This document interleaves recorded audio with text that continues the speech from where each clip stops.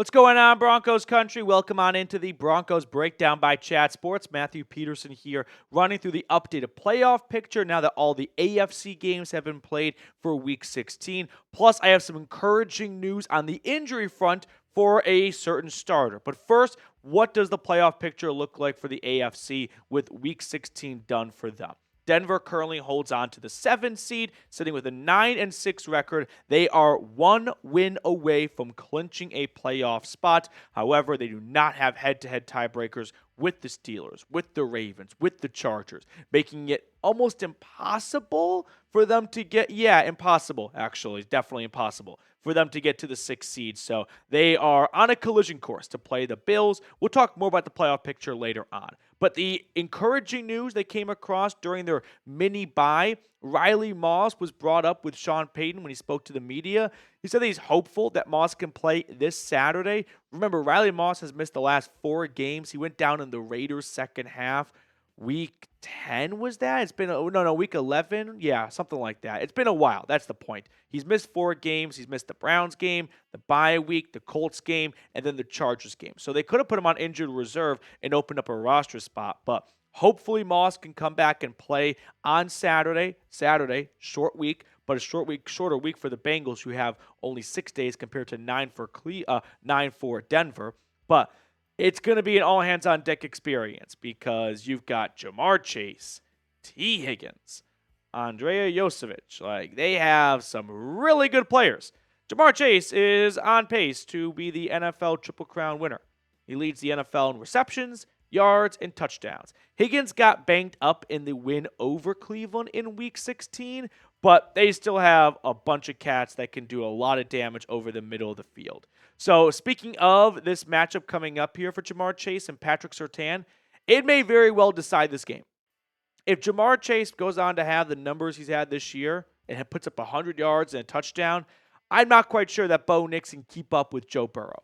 But if PS2 can put the clamps down on Ja'Marr Chase, that's a whole different conversation, right? Now you start focusing on T. Higgins, and if you get Riley Moss back for that game, it's going to be tough for Joe Burrow. And, this offense has not been an issue for the Bengals this year, but the defense has been awful. So if you can somewhat, count on Bo Nix in the offense to get 24 points, and if the Broncos defense can hold them to 23, which wouldn't be some of their best work, but would be just enough because of PS2 and Moss's efforts to limit Chase and Higgins, that could be the difference maker in this game. So I really think the winner of this matchup is going to be the winner of the game. Now, we don't have a ton of history to go off of, but Chase has played the Broncos once in his career. It wasn't a game to remember. He was targeted 4 times. He had 1 reception for 3 yards. It was his rookie year, but he had a phenomenal rookie season, except for when he had to go up against Pat Surtain. So the biggest matchup of PS2's 2024 season will be this Saturday. I, for one, am just so excited from a football nerdy standpoint of watching 1 and 2, Chase and Surtain, go at it for 60 minutes. So Vance Joseph, please, for the love of God, make sure Pat Surtain shadows Ja'Marr Chase. If I see Ja'Marr Chase score a touchdown and he's running by Chris Abrams' drain, that might be a fireable offense right there on the spot, despite all the success Denver's defense has had this season. Do not let this season go down the drain, because if you lose this game, you go into Week 18, and it's not win or go home, but you may not control your own destiny if you were to lose that game. So please go down with Pat Surtain all over Ja'Marr Chase. If he beats your number 1 corner, you can live with it. If he beats your number 2 or 3 corner because you didn't put him on him, that's going to be a tough pill to swallow, and it'll be very difficult to go to bed at night. More to get to in just a moment here, but first a quick shout out to our friends over at PrizePicks. PrizePicks is the best place to get real money sports action. With over 10 million members and billions of dollars in awarded winnings, PrizePicks has made daily fantasy sports accessible to all. You just pick more or less on at least 2 players for a shot to win up to 1,000 times your cash during Pickmas. PrizePicks now offers Venmo and MasterCard for quick and easy deposits and withdrawals this season. So if you're looking to have some additional fun while watching Monday night, here are my selections. Taking the less on both quarterbacks, I think it might be a little bit of a sloppy game because you have two, competitive defenses. Also, PrizePicks offers goblins, which are easier to hit, but just not as big of a payout. So I'm taking the more on the Saints kicker Blake Grupe at 0.5 field goals. Download the app today and use code CLNS to get $50 instantly after you play your first $5 lineup. All of that information is in the comments and description of today's video. Download the app today and use code CLNS to get $50 instantly after you play your first $5 lineup. PrizePicks, run your game. So we might have another changing of the guard in the running back position with Jaleel McLaughlin going down with that quad injury that kept him out of the Chargers game. If he misses this upcoming week, I would expect to see more of 23, Audric Estime, the day 3 draft pick out of Notre Dame. Last week, he had 9 carries. That was the second most in his young career. So far this year, 252 yards, 4.6 yards a carry, 1 touchdown. He missed some time earlier on this season, but Sean Payton is talking about him in a way of, we're going to see more from 23, which is always tough for my brain because I feel like Estime and Williams have similar body types. So when I see the 3 on the jersey, I just have to guess which one it is because they look so similar in the backfield. But I think we're going to see a smaller role for Javonte Williams. Javonte Williams, some sad stats here. 6 straight games with under 10 carries. He is just not the premier back, if there ever was one, in this backfield. He is someone that finds a way on the field and doesn't give you a whole lot, but then again, no other running back really is. So I would expect to see more of 23 and less of 33 for the last 2 games of the season, and hopefully more of 23, hopefully more of anyone, because this team is playing in the playoffs, which leads me back to the playoff picture. Let's just talk about it in a little bit more detail here. Right now, Denver is on a path to play the Bills. Buffalo is 2 games back of Kansas City. If the Bills lose or the Chiefs win in Week 17, Kansas City clinches the 1 seed and will have nothing to play for in Week 18. And what do you know? They play the Broncos. So it could be Bo Nix versus Carson Wentz for Denver's playoff spot if the Broncos come up short against the Bengals on the road, which they are not favored in. You've got the Chargers and the Ravens ahead of them in the wild card standings. They cannot catch those teams. They lost the season series to LA and head-to-head to Baltimore and Pittsburgh.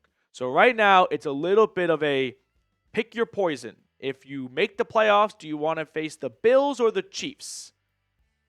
I suppose the Bills, but it's really a lose-lose in terms of trying to compute which one would be a better matchup. Now, as for the teams behind Denver, if Indianapolis, Miami, or Cincinnati lose any of their last 2 games, they are automatically eliminated. Where it gets weird is if we have a 3-way tie at 9-8 between, say, the Broncos, Colts, and Bengals. Well, when you have a 3-way tie, the first tiebreaker is not head-to-head. So Denver's win over Indianapolis, it doesn't really do them much because that's not the first tiebreaker. Same goes for the Chargers. If they finish 9-8 and are in a 3-way tie with some of those teams at 7-8, that head-to-head advantage they may have over some of them goes out the window. So step 1 for Denver, win and you're in. If you were to lose, because playing against Cincinnati, who is right behind you and has Joe Burrow and Jamar Chase and T. Higgins, is not out of the realm of possibilities, you are rooting like hell for them to lose in Week 18 when the Bengals travel to Pittsburgh and play the Steelers. That way, you can go into Week 18 for that 2:25 p.m. Mountain Time kickoff, most likely against Kansas City, knowing, hey, we're in already because the Steelers beat the Bengals when they kicked off at 11 a.m. Mountain Time. I know we're getting really far down the line, but it's really not that far down the line. We're talking about 1 week in the future, Week 18. So obviously take care of business, but let's just have an adult conversation here and say it would not be a big shocker if Cincinnati were to win in Week 17, right? Burrow and the Bengals, they are not an easy out. It has not been their year. Their defense is cheeks. Trey Hendrickson leads the NFL in sacks with 12.5. And the Cincinnati Bengals as a team are bottom 10 in sacks with just 30. He has nearly half of their sacks. So their defense has vulnerabilities and holes all over it. But if Burrow and the Bengals put up 30 points, Bo Nix and the offense need to match. And I don't really prefer to see Bo Nix getting in a shootout with Joe Burrow. So my natural reaction is Denver's defense just needs to come to play. They haven't done that so far this month, really.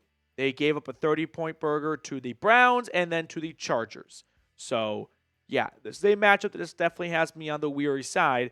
But the good news is the sky does not fall if they lose to the Bengals. They still control their own destiny in Week 18 against the Chiefs. And the Chiefs might be playing Carson Wentz and all their backups if they win this upcoming Sunday against, they have the Steelers. Yeah, they have the Steelers on Christmas Day, actually. So on Wednesday, 2 days from now.